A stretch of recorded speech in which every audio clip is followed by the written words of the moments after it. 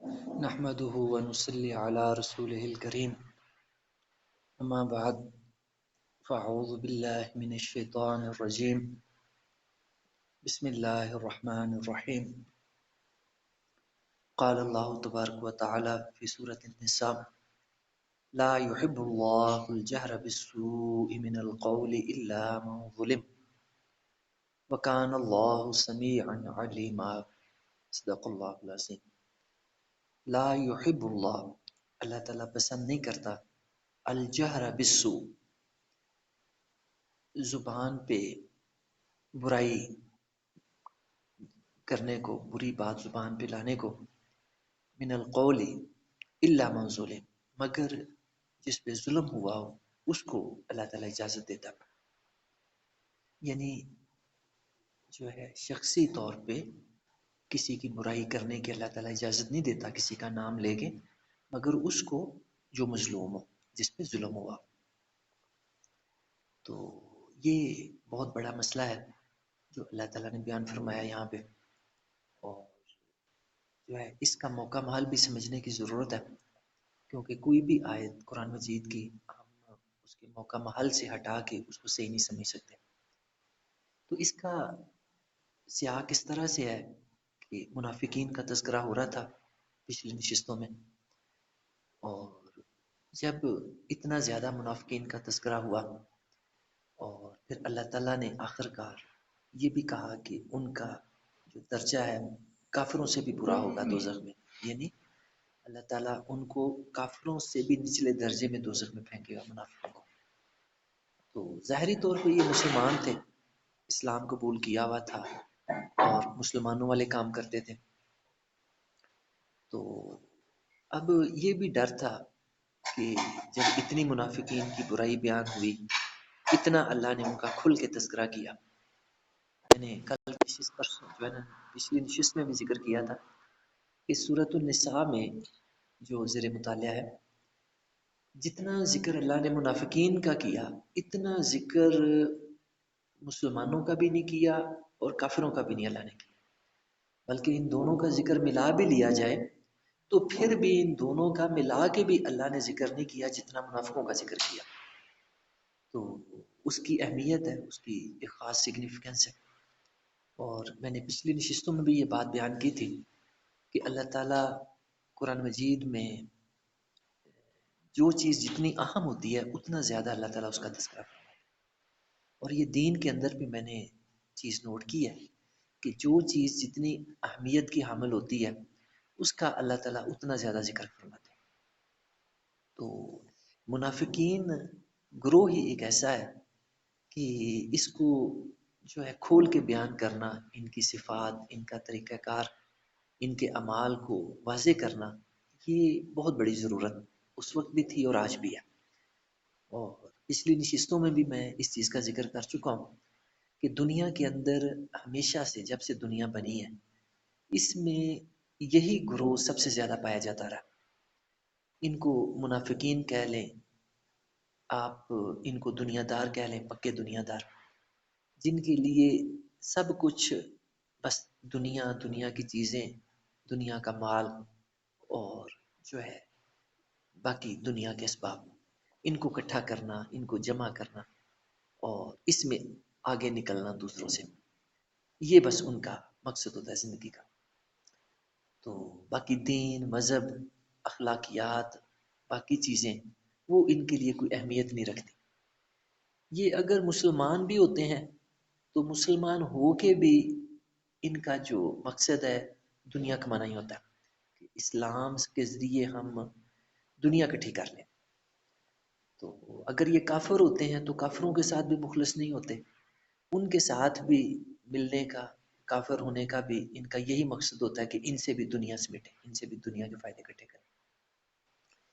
تو جب اتنا اللہ تعالیٰ نے اس گروہ کا تذکرہ فرمایا، اتنی اللہ تعالیٰ نے ان کی کریکٹرسٹکس کھول کے بیان فرمائی، تو اب یہ بھی ڈر تھا کہ مسلمان نام لے کے لوگوں کو منافق نہ کہنے شروع ہو جائے، کیونکہ کسی کو منافق کہنا یہ چھوٹی بات نہیں ہے۔ منافقوں کو اللہ تعالیٰ نے قرآن مجید میں کھول کھول کے کافر کہا، کھلم کھلا اللہ تعالیٰ نے کو کافر کہا۔ منافق ہیں، فرمایا کہ یہ کافر. تو اب جو ہے یہ بھی چیز کا اندیشہ رہتا ہے باقی کہ جو اللہ نے صفات بیان کی، جو مخلص مسلمان ہیں وہ ان کو سامنے رکھتے ہوئے جن کو منافق سمجھیں اپنے میں سے، وہ نام لے کے کہنا شروع کر دیں کہ یہ بھی منافق، یہ بھی منافق، یہ بھی منافق. تو یہ چیز اسلامی معاشرے کے لیے بڑی خطرناک ہے. تو اللہ تعالیٰ نے اس چیز کا بھی سدباب فرمایا اس آیت مبارکہ میں. میں نے اس لیے کہا تھا کہ یہ آیت مبارکہ بڑی اہم ہے اور اس کی صحیح سمجھ اس کے سیاق میں ہی آتی ہے.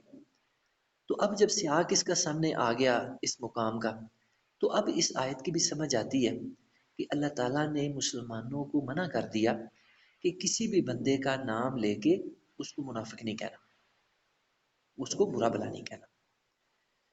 تو اگر نام لے کے کسی کی نومینیشن کر کے اور کسی کو جو ہے پن پوائنٹ کر کے اگر برا کہنا ہے، تو صرف مظلوم کو اللہ نے اجازت دی، جس پہ ظلم ہوا ہے وہ ظالم کے خلاف نومینیشن کر کے اس کا نام لے کے اس کو ظلم بیان کر سکتا ہے کہ اس نے مجھ پہ ظلم کیا.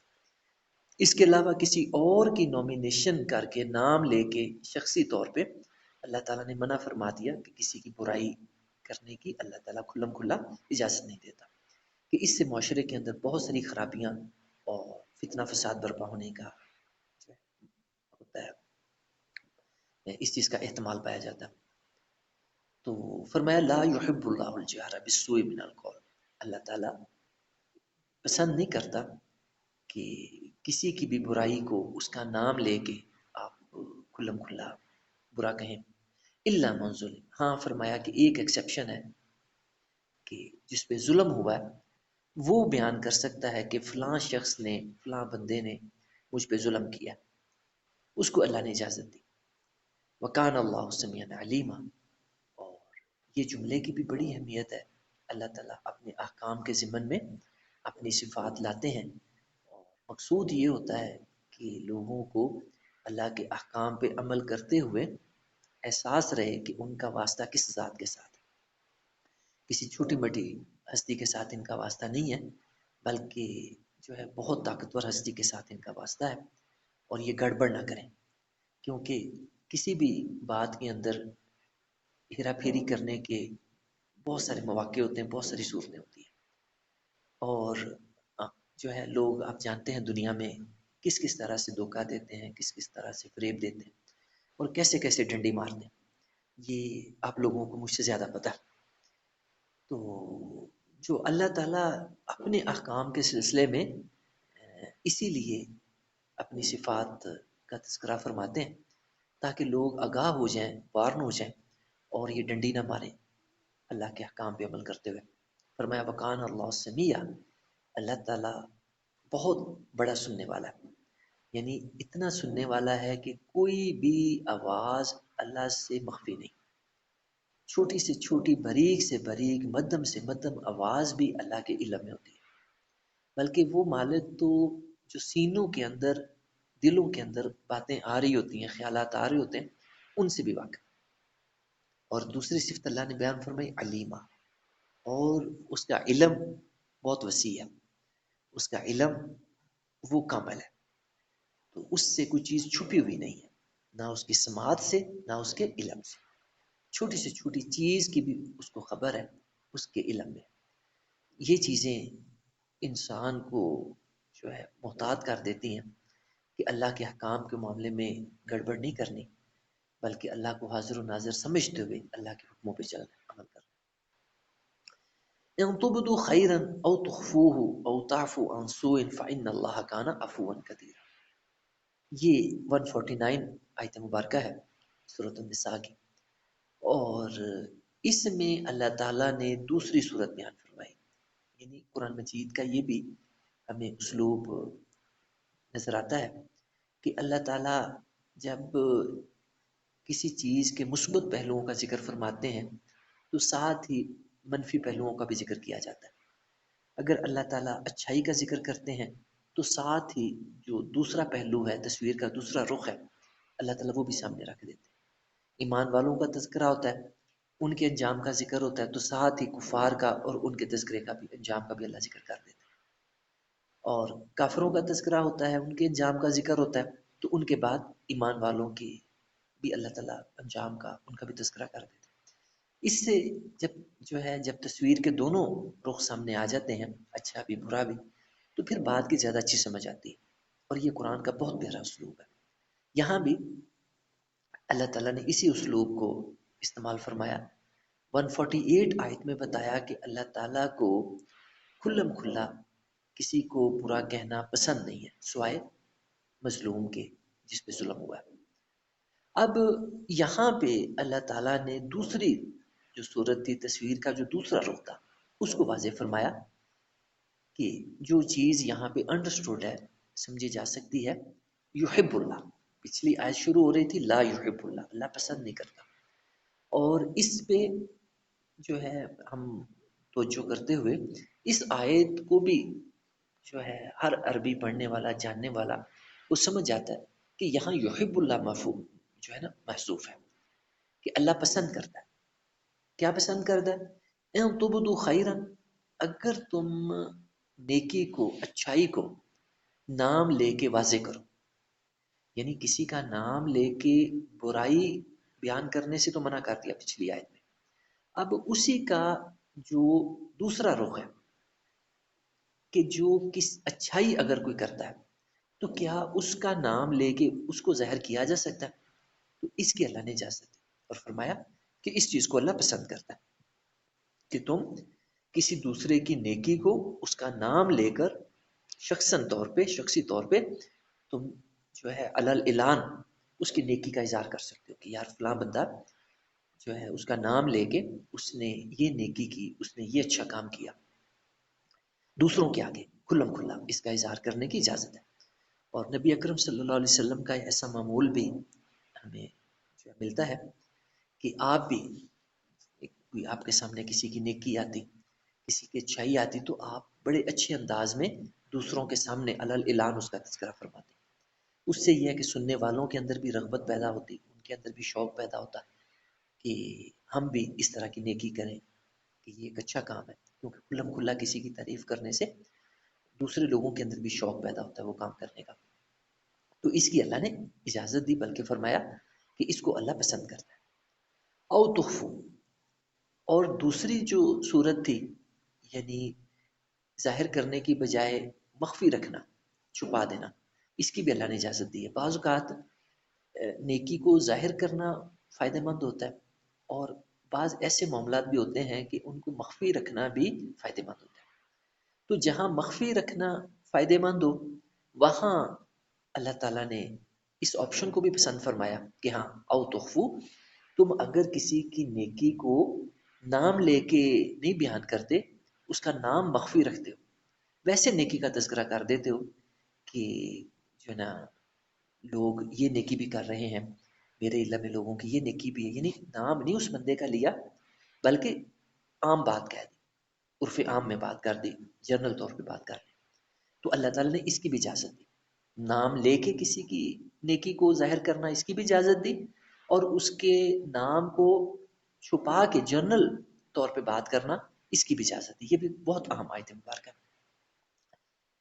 او تعفو عن سوء، اچھا اسی سلسلے میں ایک اور بات میں ضروری سمجھتا ہوں بتانی، کہ یہ تذکرہ ہے مجمع کے اندر، اجتماعی طور پہ معاشرے کے اندر یہ طرز عمل اختیار کرنے کا، لیکن اگر ایک ہی بندہ اپنے سامنے ہو اور وہی نیکی کرنے والا ہو، تو پھر دین کے اندر منع فرمایا گیا کہ اس کی نیکی، اس کی اچھائی، اس کی تعریف اس کے منہ پہ نہ کی جائے، کہ اس سے اس کے اندر خرابی کے مواقع پیدا ہو جاتے ہیں، وہ غرور میں آ سکتا ہے، تکبر میں آ سکتا ہے، اور اس طرح کی برائیاں اس کے اندر پیدا ہو سکتی ہیں جب وہ اکیلا ہے اور آپ اس کی تعریف اس کے منہ پہ کرتے ہیں۔ اسی لیے اس سے منع فرمایا گیا کہ کسی کی تعریف اس کے منہ پر نہ کی جائے جب وہ اکیلا ہو، لیکن اگر مجمع ہو، معاشرت ہو، دوسرے لوگ بھی ہوں، تو پھر اس آیت مبارکہ کا وہی مطلب ہے کہ اس کے اللہ نے اجازت دی ہے، نام لے کے بھی اس کا اظہار کیا جا سکتا ہے، اور اس کا نام چھپا کے جنرل طور پہ بھی بات کی جا سکتی ہے. یہ دونوں کی اللہ نے اس آیت مبارکہ میں 149 میں اجازت دی. او تعفو عنسو، اور فرمایا کہ اگر کوئی آپ سے برائی کرتا ہے، یہ بھی ایک آپشن رہ جاتی تھی. پہلی آپشن ظلم کی بتائی، دوسری آپشن نیکی کی بتائی، اور تیسری آپشن کوئی زیادتی کرتا ہے، کوئی برائی کرتا ہے تمہارے ساتھ، تو اس کو فرمایا کہ تم معاف بھی کر سکتے ہو. او تعفو عنسو، معاف کرنے کی بھی اللہ نے اجازت دی. اور اس کا جو طریقہ ہے قرآن و حدیث میں ہمیں ملتا ہے کہ دوسروں کی برائیوں سے، دوسروں کی غلطیوں سے کس طرح سے درگزر کرنا ہے، کس طرح معاف کرنا ہے. اور یہ اللہ کی بھی صفت ہے. اسی کا اللہ نے آگے اظہار بھی فرمایا، فَإِنَّ اللَّهَ كَانَ عَفُوًّا قَدِيرًا، کہ اللہ تعالیٰ بھی ایسا کرتا ہے، معاف کرتا ہے. حالانکہ قدیرہ، وہ پوری قدرت رکھتا ہے سزا دینے کی، بدلہ لینے کی، لیکن اس کے باوجود معاف کرتا ہے. تو اس سے یہ چیز سمجھ آتی ہے کہ ہم بھی جب بدلہ لینے کی قدرت رکھتے ہوں، انتقام لینے کی قدرت رکھتے ہوں، اس وقت اگر معاف کریں تو ہمارا طرز عمل اللہ تعالیٰ کے طرز عمل کے مشابہ ہو جاتا ہے. اور یہ بہت بڑی چیز ہے، اللہ تعالیٰ یہی تقاضا کرتا ہے اپنے بندوں سے. اور میں نے پچھلے دنوں ابن عاشور کا جو ہے وہ بیان فرمایا تھا، قول بیان فرمایا تھا. وہ فرماتے ہیں کہ قرآن مجید میں سب سے زیادہ اللہ تعالیٰ کی اسماء کا ذکر کیا گیا. قرآن مجید میں سب سے زیادہ اللہ تعالیٰ کے صفاتی نام، اللہ تعالیٰ کے جو نام اسماء مبارکہ ہیں ان کا تذکرہ ملتا ہے.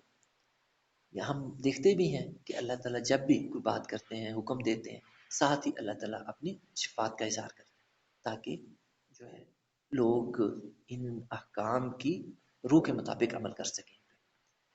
تو سب سے زیادہ تذکرہ انہی کا ملتا ہے. اور جو ہے احادیث مبارکہ میں ہمیں تلقین فرمائی گئی کہ اپنے اندر اللہ کی صفات پیدا کی جائے. یعنی اللہ کی جو صفات ہیں ان کو ہمیں کہا گیا کہ اپنے اندر پیدا کرو. رحیم ہے، رعوف ہے، اور جو ہے غفور ہے، جبار ہے، قہار ہے، عادل ہے. اللہ کی جتنی صفات ہیں، اللہ کا فرمان ہے کہ جو ہے میرے بندے اپنے اندر یہ صفتیں پیدا کریں. تو یہ بہت بڑی بات ہے جو مسلمانوں کو خیال رکھنا چاہیے، جس پہ عمل کرنے کی کوشش کرنی چاہیے. تو یہ بھی اللہ کی صفات ہے، معاف کرنا، اور وہ قدرت بھی رکھتا ہے. تو جو ہمیں بھی سمجھ آتی ہے کہ جب ہماری بھی یہی پوزیشن ہو، ہم بدلہ لینے کی قدرت رکھتے ہوں، طاقت رکھتے ہوں، اس کے باوجود معاف کر دیں، تو اس وقت ہمارا یہ طرز عمل اللہ کے طرز عمل سے مشابہ ہو جاتا ہے. اور یہ بہت بڑی نیکی ہے، بہت بڑی نیکی کا کام. اور باقی دوسری صورتیں آپ جس طرح روزمرہ زندگی میں مشاہدہ کرتے ہیں کہ ایک کوئی اثر و رسوخ رکھنے والا بندہ ہے، وہ کسی غریب پہ ظلم زیادتی کرتا ہے، برائی کرتا ہے، اور پھر اس کی کنپٹی پہ جو ہے وہ رکھ کے، اسلحہ رکھ کے کہتا ہے کہ اب یہ سائن کرو معاف کرنے کے لیے کہ ہمارا راضی نامہ ہو گیا، ہمارا جو ہے صلح ہو گئی. تو آپ سمجھ سکتے ہیں کہ یہ چیز دوسری چیز ہے، دوسری صورت ہے یہ. تو یہ مجبوری کی جو ہے معافی ہے، مجبوری کا یہ رضا نامہ ہے، صلح نامہ ہے. تو اس کا وہ درجہ اور وہ مقام نہیں ہے جو یہاں پہ بیان ہوا ہے. وہ تو مجبوری ہے، مطلب اس کے پاس چارے کو نہیں کرے گا تو پھر نتائج اس کو بھگتنے پڑیں گے. اور وہ جب مطلب راضی نامہ کرتے ہیں، صلح نامہ کرتے ہیں، تو اس کو سمجھا جا سکتا ہے کہ اس کی کیا حیثیت ہو سکتی ہے. ان الذین یکفرون باللہ، بے شک جو لوگ کفر کرتے ہیں اللہ کا، و رسولیں، اور اللہ کے رسولوں کا، ویریدون، اور چاہتے ہیں ان یفرقوا، کہ تفریق کریں، بین اللہ و رسولہ، اللہ اور اس کے رسولوں کے درمیان. ویقولون، اور کہتے ہیں، نؤمن، ہم ایمان لاتے ہیں، ببعض، بعض پر، ونکفر ببعض، اور بعض کا ہم کفر کرتے ہیں. ویریدون، اور چاہتے ہیں، ان یتخذوا، کہ بنائیں، بین ذالک سبیلا، ان دونوں راہوں کے درمیان کوئی راہ پکڑ لیں، اس کو اختیار کر لیں. یہ بھی بہت بڑا مسئلہ اللہ نے بیان فرمایا اس آیت مبارکہ میں بھی، اور یہ گمراہی شروع سے رہی ہے اور آج بھی چل رہی ہے۔ تو اس میں اللہ تعالیٰ نے ایمان لانے کا کہا ہے اللہ پر اور اس کے سارے رسولوں پر، یہ تو صحیح ایمان ہے۔ اب اس صحیح ایمان کو چھوڑ کے گمراہی کی کیا صورتیں ہو سکتی ہیں؟ وہ فرمایا ان یفرقوا بین اللہ و رسولہ، اللہ اور اس کے رسولوں کے درمیان تفریق کر دینا۔ آج بھی ایسے لوگ پائے جاتے ہیں جو کہتے ہیں کہ ہم اللہ کو تو مانیں گے، اللہ کی کتاب قرآن مجید کو بھی مانیں گے، لیکن اللہ کے رسول بس کتاب دینے آئے تھے، دے کے چلے گئے، ان کو ماننے کی ضرورت نہیں ہے۔ تو یہ بہت بڑی گمراہی ہے، آج کل ایسے لوگ پائے جاتے ہیں۔ تو جو ہے یہی چیز ہے جس سے اللہ نے منع فرمایا۔ اللہ اور اس کے رسولوں کے درمیان تفریق یہ گمراہی ہے، یہ کفر ہے۔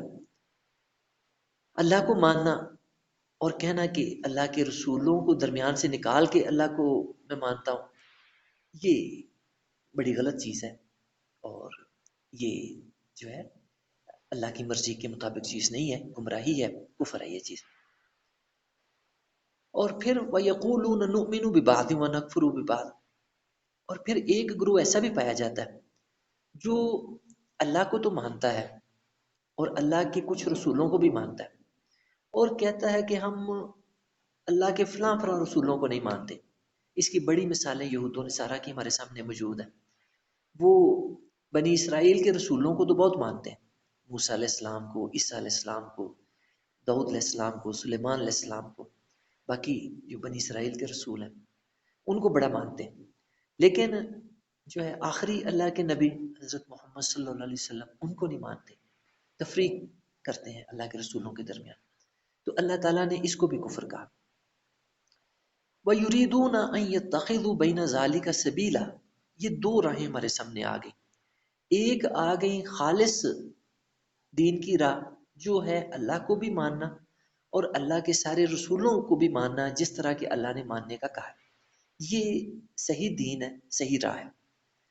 اور اس کے مقابلے میں جو دوسری راہ ہے وہ ہے اللہ اور اس کے رسولوں کے درمیان تفریق کر دیں، یا تو اکیلے اللہ کو ماننا، کسی رسول کو بھی نہ ماننا، اور دوسری صورت اللہ کو مان لینا اور کچھ رسولوں کو مان لینا اور کچھ رسولوں کا انکار کر دینا۔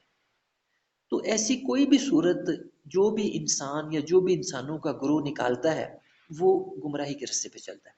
تو اللہ تعالیٰ نے اسی سے آگاہ کیا ہے، اسی سے اللہ تعالیٰ نے منع فرمایا۔ اولئک هم الکافرون حقا، فرمایا کہ ایسا کرنے والے ہی پکے کافر ہیں۔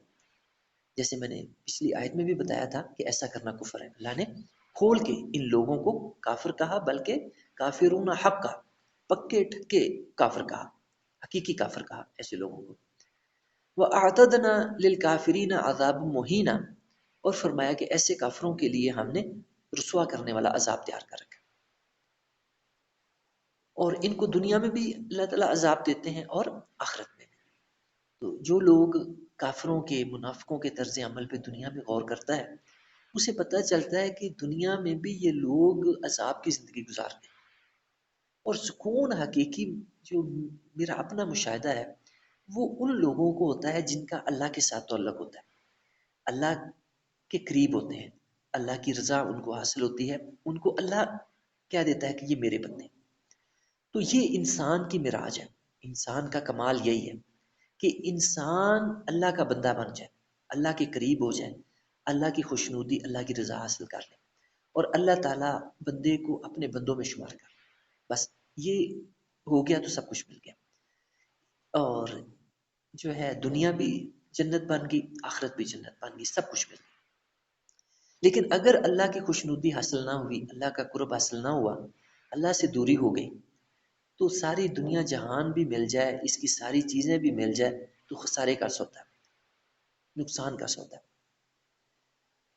والذین آمنوا باللہ ورسلہ، اور جو لوگ ایمان لاتے ہیں اللہ پر، اس کے رسولوں پر، ولم یفرقوا بین احد منہم، اور ان میں سے کسی ایک کے درمیان میں تفریق نہیں کرتے، یعنی جو خالص ایمان لاتے ہیں، اللہ کے خالص دین پر چلتے ہیں، اولئک سوف یؤتیہم اجورہم، ان کو تو اللہ تعالیٰ ان قریب ان کے اجر عطا فرمائے گا.